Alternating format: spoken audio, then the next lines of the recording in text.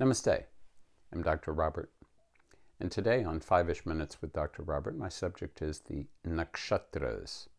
Nakshatra is an excellent word, probably emerging from the root naksh, which means to approach.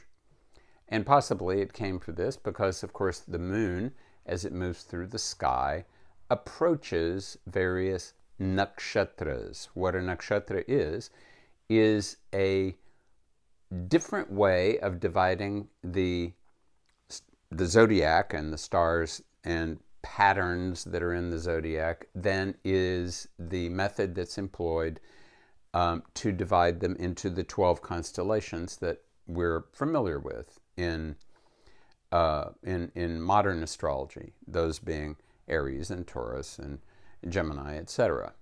It's the same zodiac. It's the same 360-degree circle of sky. But those 12 divisions are made roughly according to the 12 months that the sun covers in 1 year. So it covers roughly 1 month per, in India they're called rashis, a solar constellation. The nakshatras instead are lunar constellations, and the moon covers roughly one of those constellations every day, roughly. So originally in Vedic times, and these definitely come from Vedic times, there were 28 nakshatras. And this was fine because back at the time of Vedanga Jyotisha, astrology was focused on the moon. The sun was very, very little involved in the reality of Jyotisha back then. When in the classical period, maybe 2,500, 3,000 years ago, when the influence quite possibly from the Middle East, of solar astrology became prominent. Who knows? Possibly Alexander the Great had something to do with that. In any event, there was an alignment of the solar perspective and the lunar perspective to create the luni-solar Jyotisha that we have now. And at that time, for the purpose of ease of calculation, the number of nakshatras was standardized at 27, and they were also standardized in the sky. In the Vedic era, there was no mention of how big or small the nakshatras were. That was not what was important. What was important was the energy of the nakshatras, not the precise placement of the moon or other grahas, other planets, in them in the sky.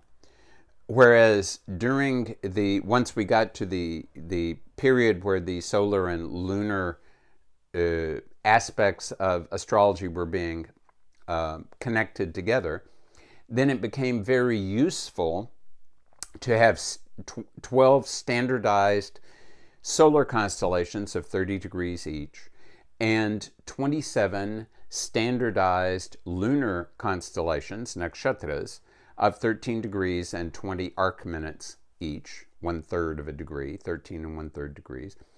Because then what would happen is, and what does happen, is that 1/4 of a nakshatra is equal to 1/9 of a constellation.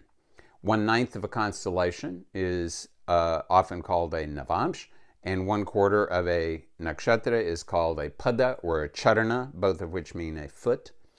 So now we have a way of aligning nakshatras and constellations together.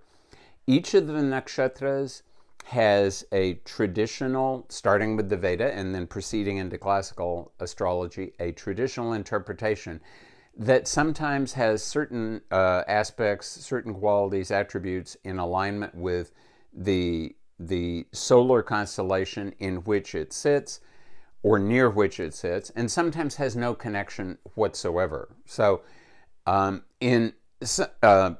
Western astrologers sometimes have simply tried to interpret nakshatras as aspects of the 12 constellations they are familiar with, which is kind of ridiculous, let's be honest. Nakshatras are their own subject. They deserve attention for themselves according to how they have been elaborated over the past several thousand years. This is Dr. Robert, wishing everyone a very happy exploration of the night sky.